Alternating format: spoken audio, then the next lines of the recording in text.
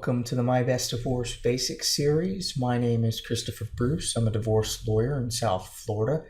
Today's lesson is getting organized, how to figure out what you want.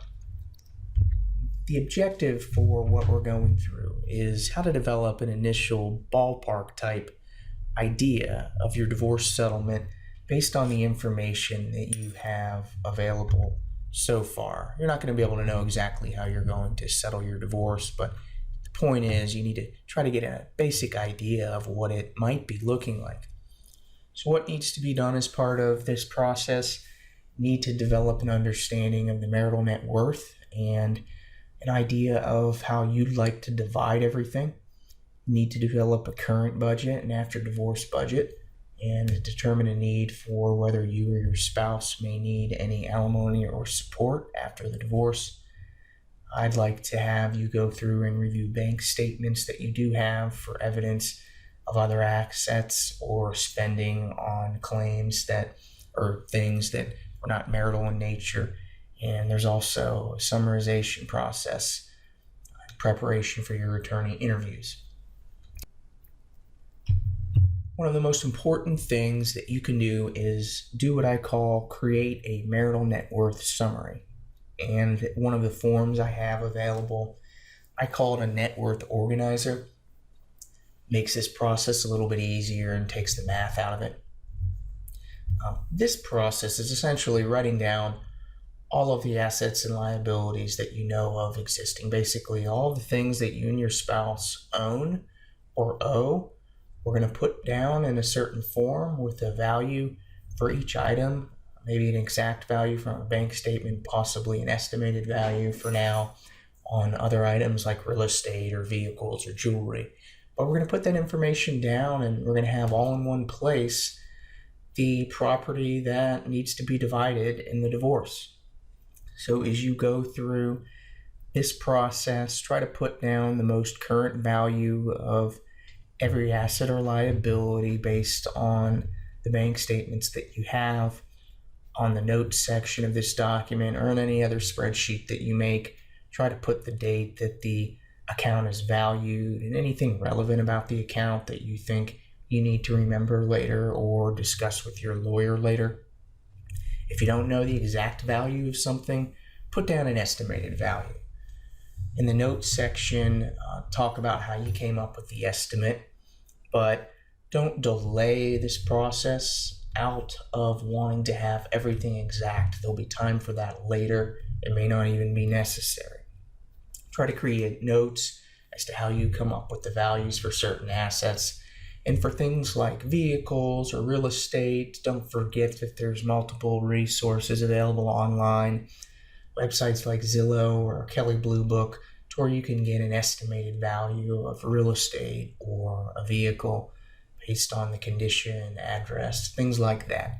So don't hesitate to go to those sites, and you might even print out the estimate and keep it in your records. After you create a organized format of the assets and liabilities, the next thing you need to do is create a current budget. I have a form that you can use to do that. It's a budget organizer form. Otherwise, any other budget software, online form, or just really math on a piece of paper will satisfy what we're doing here. But what I want you to do is do your best to go through and create the current budget of all of the expenses of you and your spouse. That's going to include household items, what you might be giving to the kids, what you're spending on your vehicles, what you're spending on vacations. Do your best to come up with some estimates. Try to be as realistic as possible. Keep notes as to how you determine the certain expenses that are on your budget. And don't forget that some of the credit cards out there have some tools that make this pretty easy. As an example, if you have an American Express card, they have a year-end summary that you can get each year that shows what you're spending on all different categories of items, and things like that are a great resource. They're offered by a few other credit cards.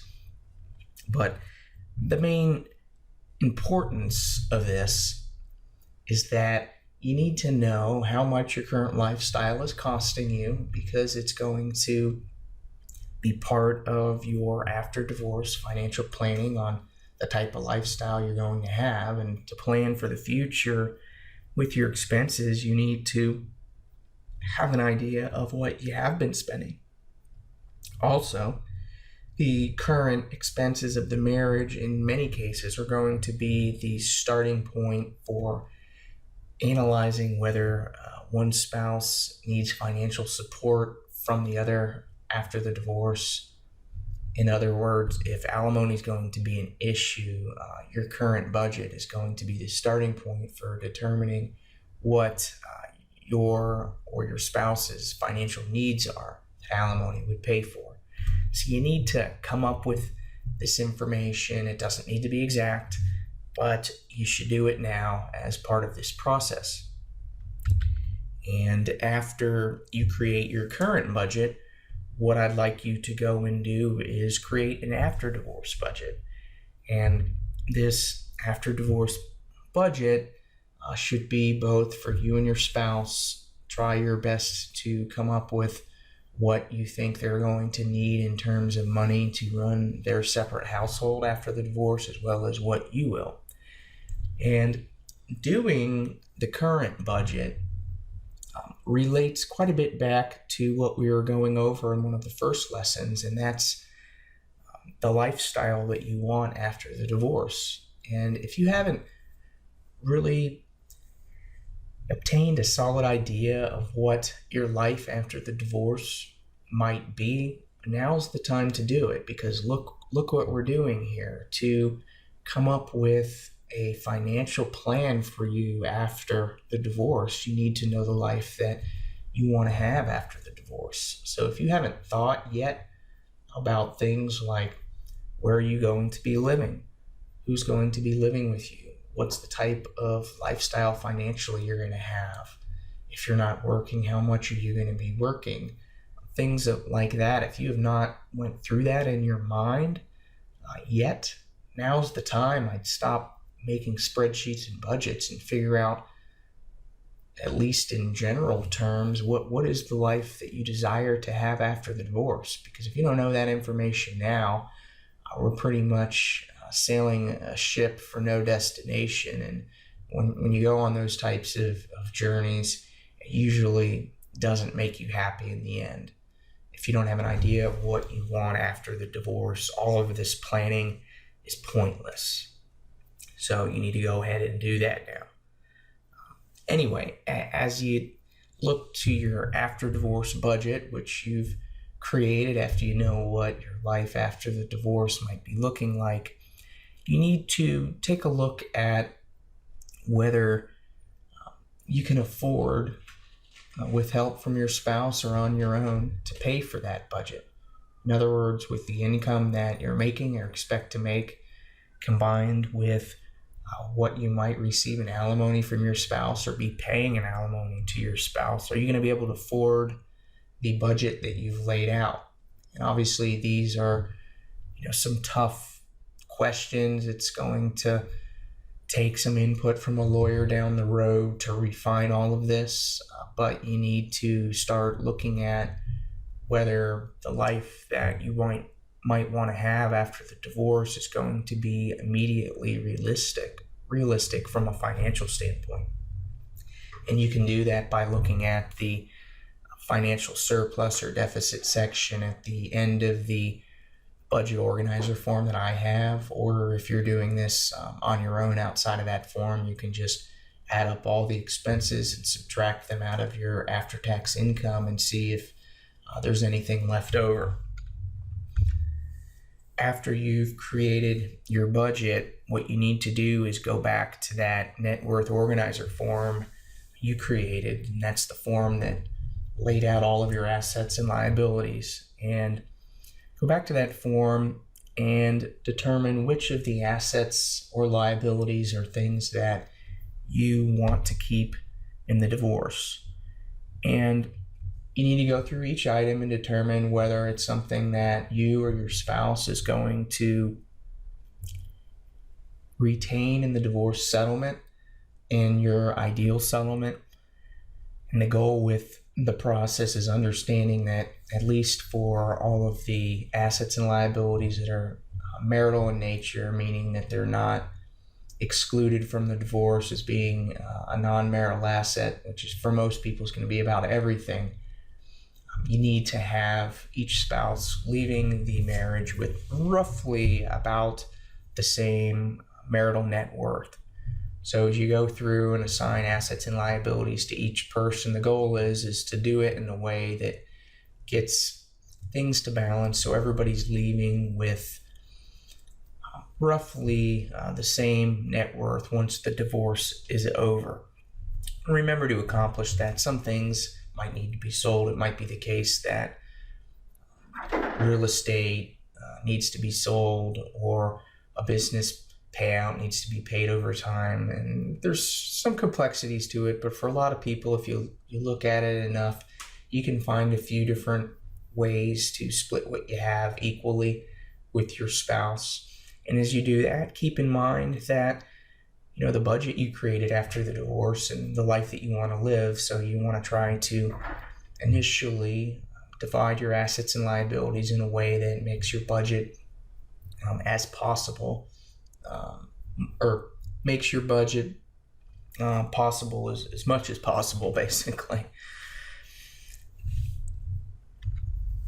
One of the other things I'd recommend you do at this stage of the game, it's not something that you have to do, but I'd recommend that you do it, is for all of the bank statements that you've gathered, I'd like you to review each and every one of them. And there's a questionable transactions log that I have available in your My Best Divorce free member resources area. And that's a form basically you can use to note specific transactions that appear questionable in nature, transactions that appear to indicate another account exists that you are not aware of yet. Sometimes you'll see on a bank statement a transfer to an account that you've not yet gathered, and that's a good clue as to another account existing and an account that you and your lawyer are going to need to work to get during the divorce process. So I have a great explanation on this in the Best Divorce book that I've written. It's kind of tedious. There's some details to it. I can't go over everything in this series right now, but I take a look at each of your bank statements, try to find what evidences transfers to your spouse or to different accounts that your spouse has that you have not been able to gather, or any different transactions that appear to be something that you never knew about before, and might be spending on an affair, travel you didn't know about, or assets you're not aware of. And you can go over those transactions, have them explained in your divorce later once you're working with an attorney. Another thing that you should be doing now is trying to identify any of the assets or liabilities you have that might be non-marital in nature. In other words, if there's property you own before the marriage, or gifts you received during the marriage from other people, not your spouse, you need to get as much documentation as possible to allow your lawyer to take the position down the road that your spouse doesn't get any share of those assets. And sometimes the only way non-marital claims can be built is through documentation that's quite dated. So you're going to need to go through and try your best to find that information. Your lawyer will be able to help you.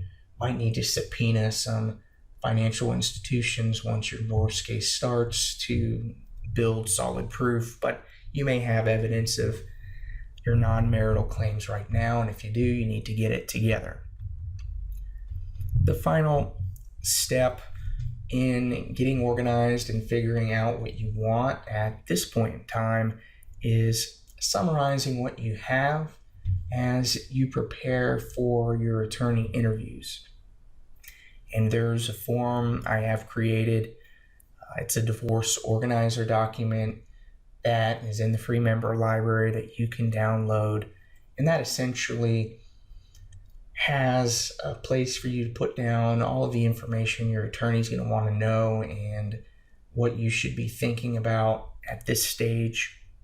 A lot of it involves what are your big picture thoughts as to a preferred or possible divorce settlement now that you've went through and itemized the assets and liabilities that exist and created current and after divorce budgets. What do you see as what you'd like to get accomplished in a divorce as a financial settlement, and you want to get that down. I recommend people putting it down in writing because it helps them focus on what they really want and what their goals are going to be. Those goals very well may change after you meet with an attorney who enlightens you to the law and the procedure and how it all works in your area, but you should get that information together now for your own planning purposes. Also, you need to take a moment or a few moments and think about what are elements of potential leverage or barriers in your divorce. You taking a moment to figure this information out now or think about it can foster communication with your lawyer, which may ultimately lead to a unique divorce strategy plan that is put into place, all for the purpose of getting your divorce over with as soon as possible on fair terms and not spending more money than needs to be spent on lawyers in the process. Also, as you go through preparing for your attorney interviews that are coming up, you're going to want to put down all of your open questions. What are the things that you'd like to know about the process? If you've been listening to this course and go through the lessons that are coming up, you're hopefully not going to have as many questions as some people would. You're going to have a basic idea of what's going to happen in the divorce, but there's going to be for everybody some things that they want answered when they go meet with the attorneys and select an attorney. And you need to write those questions down, have them available. And as you get those questions answered, you can take them off your list. The divorce organizer document's really a living document that changes as you learn more in the divorce, but you should prepare it now. Coming up in the next lesson, we're going to discuss whether you need to have a lawyer for your divorce and really everything about divorce lawyers, how they work and charge, how to find the right attorney, how to do the attorney interviews. It's a pretty good lesson. I'm excited about it. I think it'll be very helpful for you, especially if you're not used to working with lawyers. Just as a reminder, this course here, while hopefully very useful to you, is not a substitute for a competent divorce lawyer. You need to consult with a qualified attorney before taking any legal action. And also, this course does not create an attorney-client relationship between you and my law firm. That concludes this lesson. We have a few more lessons coming up. You're getting close to having a nearly complete understanding of what you need to do to have the best divorce possible. Until the next time, be well and talk to you soon.